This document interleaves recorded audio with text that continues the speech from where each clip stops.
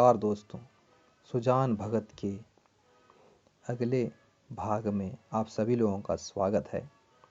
तो पिछली क्लास में हमने देखा कि सुजान भगत अब उदास हो गया है, तो घर में उसका सम्मान नहीं मिल रहा है। तो उस सम्मान को वापस कैसे हासिल करता है उसके बारे में हम यहाँ पर जानकारी हासिल करेंगे। सुजान के सामने अब एक नई समस्या खड़ी हो गई थी। वह बहुत दिनों से घर का स्वामी था और अब भी ऐसा ही समझता रहा, लेकिन परिस्थितियों में कितना उलटफेर हो गया था इससे वह खबर नहीं थी। लड़के उसकी सेवा सम्मान करते हैं, यह बात उसे भ्रम में डाले हुए थी। लड़के उसके सामने चिलम नहीं पीते, खाट पर नहीं बैठते। क्या यह सब उसके गृह स्वामी होने का प्रमाण न था? पर आज उसे यह ज्ञात हुआ कि यह केवल श्रद्धा थी, उसके स्वामित्व का प्रमाण नहीं। अब तक जिस घर में राज्य किया उसी घर में पराधीन बनकर वह नहीं रह सकता। इसलिए उसको श्रद्धा की चाह नहीं, सेवा की भूख नहीं, उसे अधिकार चाहिए था। वह इस घर पर दूसरों का अधिकार नहीं देख सकता था। मंदिर का पुजारी बनकर वह नहीं रह सकता था। न जाने कितनी रात बाकी थी। सुजान ऐसे सोचकर गंडा से बैलों का चारा काटना शुरू किया। सारा गांव सोता था पर सुजान करवी काट रहा था। गंडासा मतलब होता है वो चारा काटने की मशीन। तो चारा काटने की मशीन को गंडासा कहते हैं। इतना श्रम उन्होंने अपने जीवन में कभी नहीं किया था।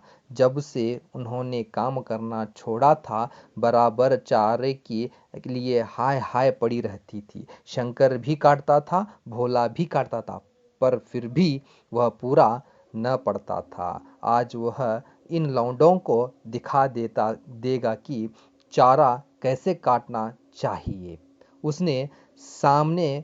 उसके सामने कटिया का पहाड़ खड़ा कर दिया और टुकड़े कितने महीने और सुडौल थे, मानो सांचे में ढाले होंगे। तो इतना सिस्टमेटिक मैनर से उसने उन डंटालों को कट करके रखा था कि एक पहाड़ की तरह काट कर रख दिया। पूरी रात तक वे मेहनत करते रहे। तो सुबह सुबह उठकर जब बुलाकी उठकर देखती है तो एक कटिया का ढेर देखकर दंग रह जाती है और सोचने लगती है कि शायद भोला कल रात सोया ही नहीं होगा, देर रात तक काम किया होगा और इसीलिए ये यहाँ पर इतना ढेर चारे का ढेर हो गया है, कटिया का ढेर हो गया, ऐसे वह सोचती है। लेकिन सुजान भगत उसी वक्त उसकी बात को सुनकर कहता है, हाँ वह सोता ही कब है, जब देखता हूँ तब काम ही करता रहता है। ऐसा कमाऊ संसार में और कौन होगा। तो इतने में भोला का प्रवेश होता है और वह अपने आँखियों को रगड़ता हुआ आकर कहता है। वो भी देखता है, देखकर आश्चर्यचकित हो जाता है कि अरे बाप रे, इतना सारा कटिया का ढेर किसने किया होगा, शायद शंकर ने किया होगा। इस तरह से पूछता है, अपनी माँ से पूछता है कि क्या शंकर आज बड़ी रात को उठा था अम्मा? बुला के थे, वह तो पड़ा सो रहा है, मैंने तो समझा कि तुमने काटी होगी। तो भोला, मैं तो सवेरे उठ ही नहीं सकता माँ, दिन भर चाहे जितना काम कर लूं पर रात को मुझसे नहीं उठा जाता। तो बोला कि तो क्या तुम्हारे दादा ने काटी है? तो भोला, हाँ मालूम तो होता है, रात भर सोए नहीं, मुझसे कल बड़ी भूल हुई माँ। अरे वह तो हल लेकर जा रहे हैं, जान देने पर उतारू हो गए हैं क्या?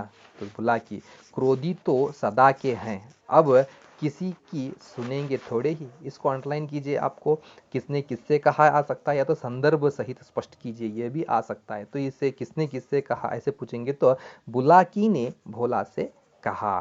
कौन सा वाक्य? क्रोधी तो सदा के हैं, अब किसी की सुनेंगे थोड़े ही। तो ऐसे यहाँ पर कहती है बुलाकी। तो भोला, शंकर को जगा दो, मैं भी जल्दी से मुंह हाथ धोकर हल ले जाऊं।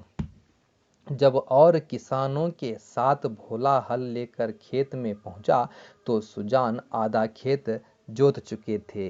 भोला ने चुपके से काम करना शुरू किया। सुजान से कुछ बोलने की उसकी हिम्मत ही न पड़ी। दोपहर हुआ, सभी किसानों ने हल छोड़कर दिन पर सुजान भगत अपने काम में मग्न थे। भोला थक गया था।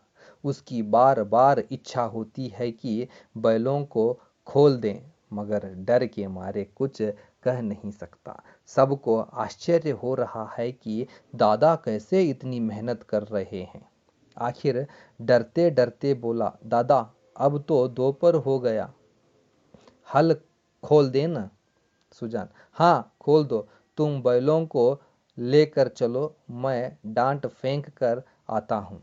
भोला, मैं संझा को डांट फेंक दूंगा, मतलब शाम को डांट फेंक दूंगा, आप चलिए। सुजान, तुम क्या फेंक दोगे, देखते नहीं हो खेत कटोरे की तरह गहरा हो गया है। तो देखिए, जब सुजान काम करता था तो वह खेत एक समान था, लेकिन जब बच्चों के हाथ में आया, मतलब शंकर या तो भोला के हाथ में आया, तो वो कटोरे के समान हो गया। अब वहां से अच्छी फसल नहीं निकल रही थी।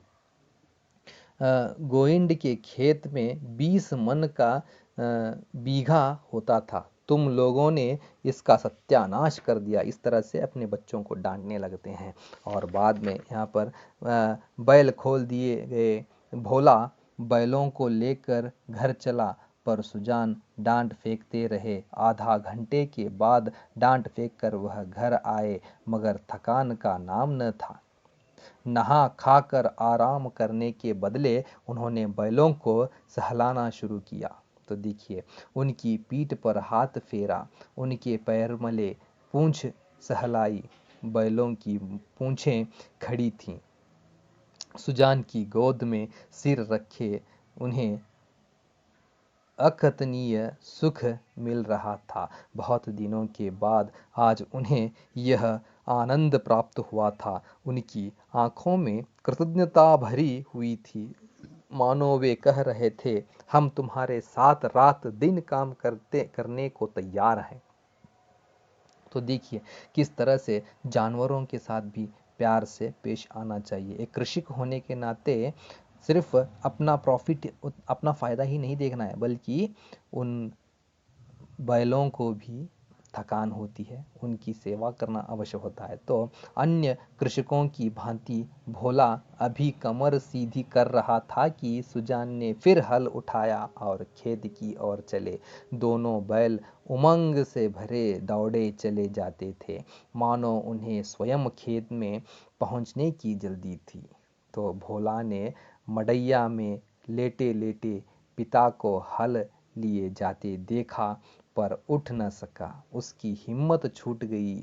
उसने कभी इतना परिश्रम न किया था। उसे बनी बनाई गिरस्ती मिल गई थी। उसे ज्यों ज्यों चल रहा था, इन दाम दामों वह घर का स्वामी बनने का इच्छुक न था। जवान आदमी को 20 धंधे होते हैं। हंसने बोलने के लिए, गाने बजाने के लिए भी तो उसे कुछ न समय चाहिए। पड़ोस के गांव में दंगल हो रहा है। जवान आदमी कैसे अपने को वहां जाने से रोकेगा।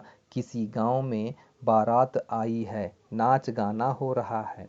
जवान आदमी क्यों उसके आनंद से वंचित रह सकता है। वृद्धजनों के लिए ये बाधाएं नहीं। उन्हें न नाच गाने से मतलब, न खेल तमाशे से गरज, केवल अपने काम से काम है। तो बुलाकी ने कहा, भोला तुम्हारे दादा हल लेकर गए। भोला, जाने दो अम्मा, मुझसे यह नहीं हो सकता। तो देखिए, तो बात करना आसान है।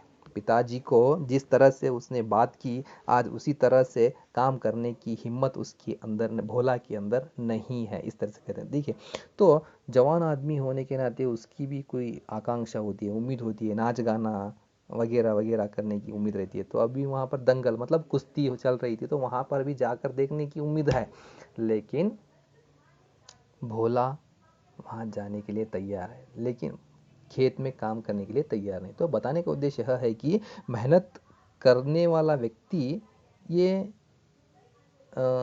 मस्तीपन करने की आकांक्षा में नहीं रहता और कामकाज में ही लगा रहता है। लेकिन ये काम तो कुछ नहीं कर सकता था, ये जैसे कि तैसे ज्यों-त्यों करके जो गृहस्थी चल रही थी उसका स्वामी बनकर वह अपने आप को बहुत बड़ा समझ रहा था। लेकिन जब मेहनत की बारी आई तो मेहनत करने के काबिल ही नहीं था, इस तरह से कहते हैं।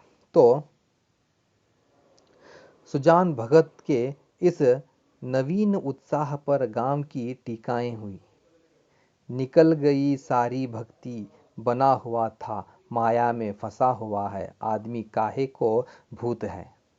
देखिए ऐसे यहाँ पर जब सुजान अपने कामकाज में खेती बाड़ी में करने लगा तो लोग फिर उसके बारे में चर्चा करने लगे कि अब उसकी भक्ति चली गई, अब फिर वह जीवन में आगे बढ़ने की उम्मीद से वह आगे बढ़ रहा है, ऐसे आदमी तो भूत के समान है, इस तरह से कहने लगे। मगर भगत जी के द्वार पर अब फिर साधु संत आसान जमाए देखे जाते हैं, उनका आदर सम्मान होता रहा। अब की सबकी खेती ने सोना उगल दिया है।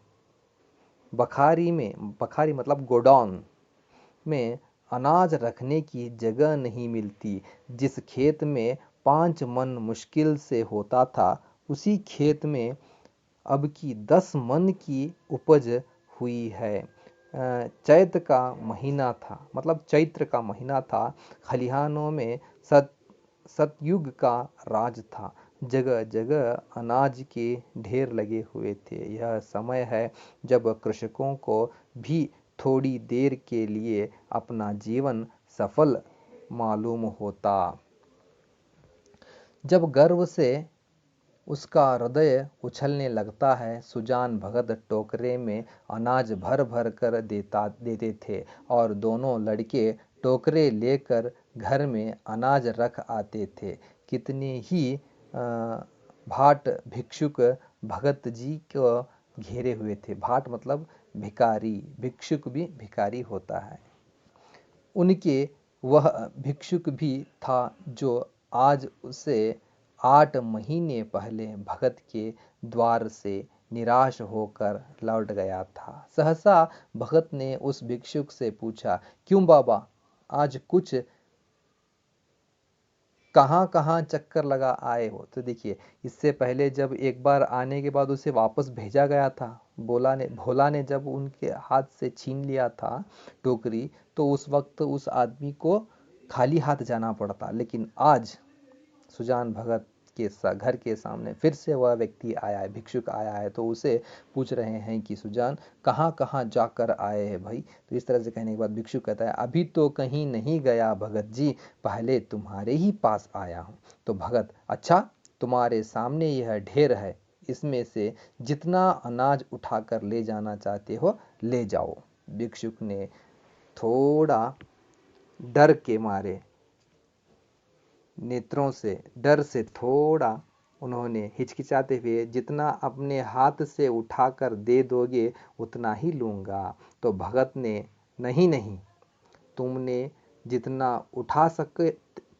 उठा सकते हो उठा लो, इस तरह से भगत कहते हैं। लेकिन भिक्षुक के पास एक चादर थी, उसने कोई 10 सेर अनाज उसमें भरा और उठाने लगा।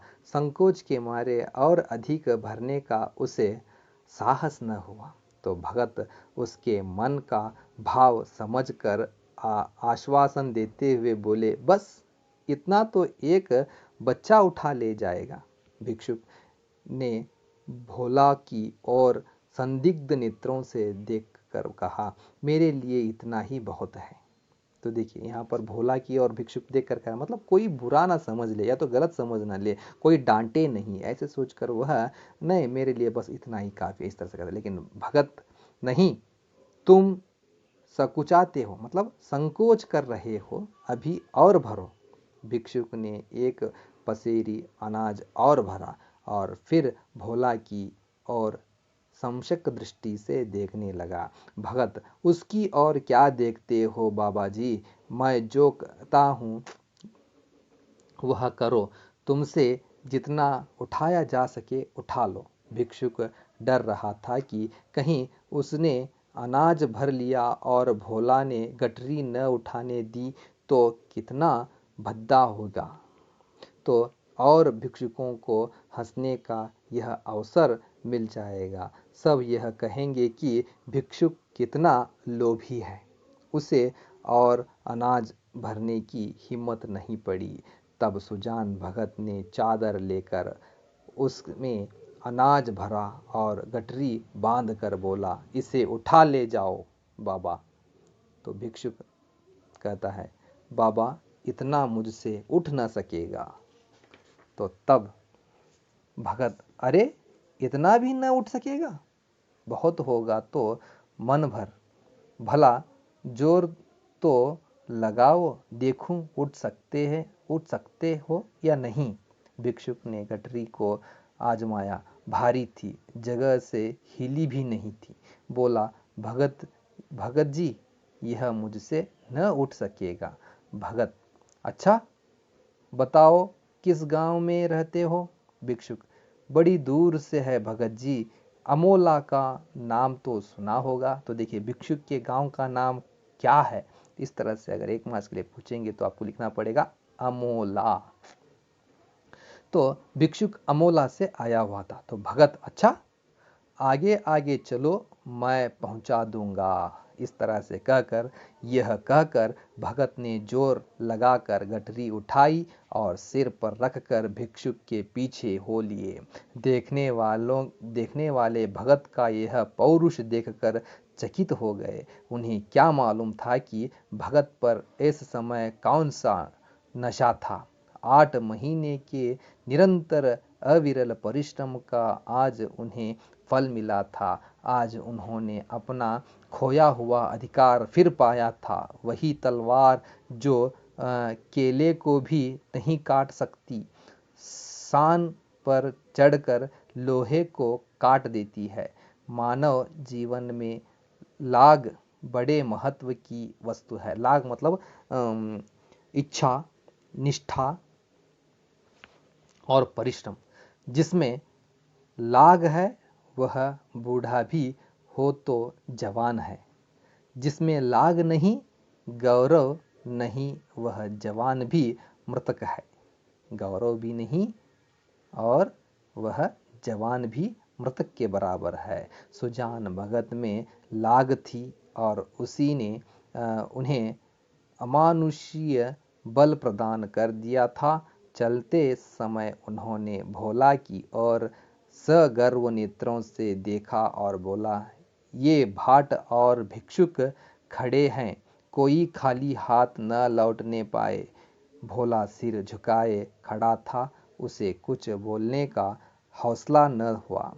वृद्ध पिता ने उसे परास्त कर दिया था। तो देखिए जिसके पास लगन है वह कुछ भी कर सकता है। इस तरह से यहाँ पर फिर से वह अपना अधिकार प्राप्त करके भक्ति के मार्ग में भी चलने लगा और साथ ही साथ धन संपत्ति भी कमाने लगा। तो बताने का उद्देश्य यह है कि लगन से मेहनत करेंगे तो सब कुछ हासिल हो सकता है। इसीलिए यहाँ पर परिश्रम के महत्व को बताने की कोशिश की है। तो इसीलिए हर एक छात्र लगन से, मेहनत से कुछ हासिल करने की उम्मीद रखकर आगे बढ़ेगा तो उसे अवश्य ही यश प्राप्त होगी। इस तरह से यहाँ पर प्रेमचंद जी बहुत ही बेहतरीन तरीके से यहाँ पर बताने की कोशिश की थी। तो यह पाठ आपका बहुत ही बेहतरीन था, इस तरह से मैं कह सकता हूँ। तो ये पाठ आपका ख़त्म होता है। नमस्कार।